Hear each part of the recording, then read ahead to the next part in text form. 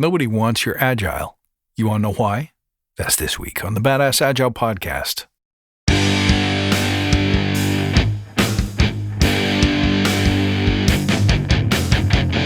Greetings, team. Welcome to the Badass Agile podcast. I'm your host, Chris Williams.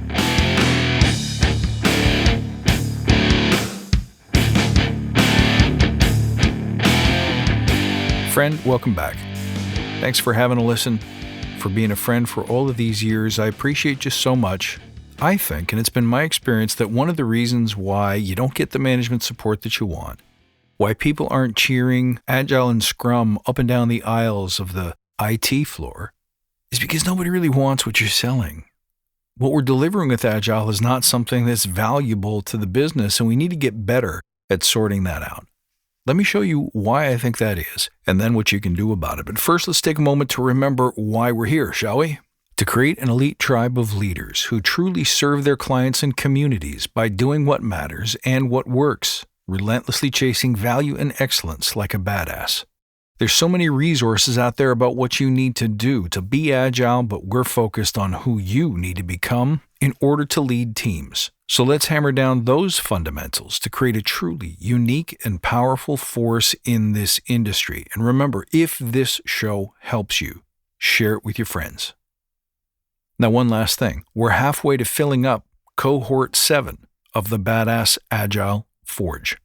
If you're on the come up as an Agile Scrum Master or coach, or if you've been at it for a little while and you're wondering where are you going to go next, if you're interested in the skills that actually make teams work way beyond the rules, way beyond the Scrum Guide, and most importantly, if you're someone who came up in the team room, in the tech room, if you're more creative and innovative but less assertive, you find yourself wishing you had more confidence, more certainty to become the kind of leader that we always talk about on this show. Even if you're a little bit curious, won't you join me for a live info session with me personally? I run them a couple of times a week. And hey, if anything that you've heard on this show inspires you, connects with you, resonates with you, I want to meet you. And if you've ever had a thought that maybe, just maybe, the Forge is for you, then let's talk about what we do inside the Forge that has transformed so many leaders before you. It's time to be part of something special, to transform, to grow, and to explode. So check out the link in the show notes below. Simply choose a date and time that works for you, and I will see you at the next info session in person.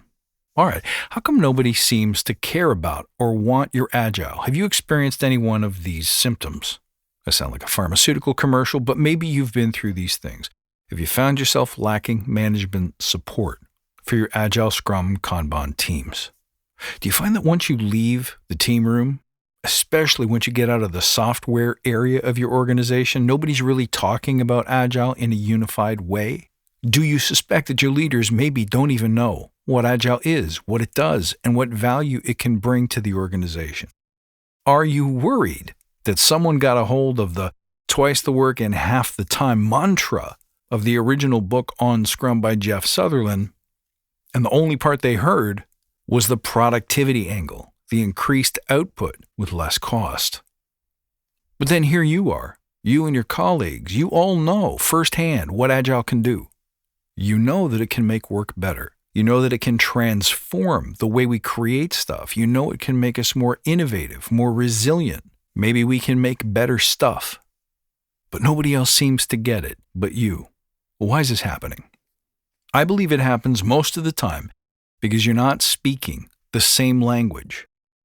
You talk to any practitioner out there and say, what's the number one goal of implementing Agile in a team? Could be any team, could be a marketing team, a sales team, but 9 times out of 10, it's going to be a software development team, right? What's the purpose of bringing in Agile? And someone will say, well, to make better software. Nope, that's not the end result that we're looking for. That's not the Holy Grail. It's true, but it's not the Holy Grail. And people say more happy, cross-functional teams, etc., etc. No, nobody can identify that the most important thing to a company is the value of a customer. To be honest, they probably don't even care how happy the customer is if it weren't for the fact that a happy customer is a repeat customer, a happy customer is a paying customer. So if we're not doing things with Agile in those team rooms that improve that bottom line, they generate more revenue, they generate better customer retention, less customer churn, less cost of servicing a customer, lower cost of acquiring a customer.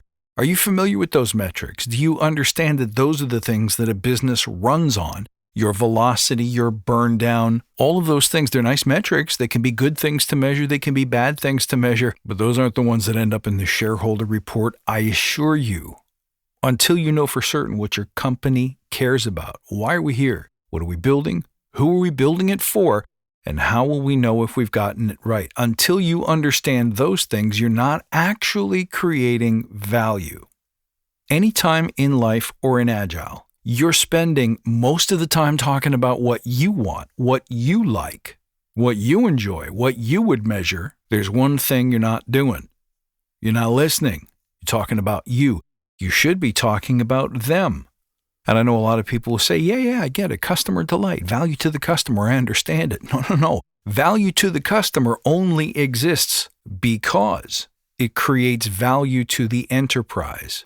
It brings dollars in, it saves dollars going out, it increases the amount that a given customer spends with us, it increases the lifetime value of that customer, how long they stay with us, the cost of finding that customer, the cost of selling that customer, the cost of keeping the customer, and the list goes on and on and on. But ultimately, if we're not making things that increase those critical measurements, then I'm not surprised nobody wants your Agile. I'm not surprised nobody cares about your Agile. I'm not surprised that you're not getting the support and the rah cheerleading in the aisles that you really crave and desire. Now, this sucks for one particular reason, because I know this deep in my heart. Every Agile person I've met got into the role because they wanted to make impact. They saw how great it is. They saw the promise of it. They saw what it could do to change the way we work, our work-life balance, the way we feel empowered, valued, able to truly have our hands in at the table, making a contribution to the company that signs our checks, that we offer up most of our waking hours for. And I see the look in their eyes when they come to know that the company just doesn't get it.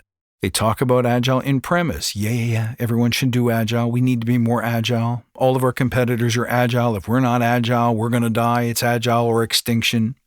Everyone talks about it, but no one can really say why we should have it, why we should want it. So it's not just a function of what does your customer want, what will delight your customer. It's what your customer will want, and therefore turn over their loyalty and, most importantly, their dollars in trade for. Once we know that, then we really have our hands on the steering wheel. Now we're really connected with the value that we can bring to the business. And so then we stop making features that nobody asked for. We stop building things that doesn't bring about an appropriate return on investment. We stop working on stuff just because we can and focus instead on the things that we should. Now that's a crucial difference. Why do I mention that? You're going to see in the coming weeks and months that I'll be talking more and more about the future of Agile. Where's it going? What next? Feels like we've tapped out, doesn't it? Feels like we've hit an inflection point. We're turning a corner maybe. But things are about to change. And if you want to survive and if you want to prosper, you're going to have to lock into this, because if you learn to speak the language of the customer and to understand what that customer brings to the business, the revenue, the wallet share, all those other things, then it's easier to leave the team room and start saying, how can I help address or attack a problem area to bring even more value to that customer? Because this thing that we do with Agile, with Scrum, with all of the other frameworks inside of it, is what? We learn to go boldly, to prepare for failure, to use failure as a learning tool, and to use learning as a way to continuously improve, which means we're never satisfied. We're always prepared to be wrong so that we can get to right much quicker.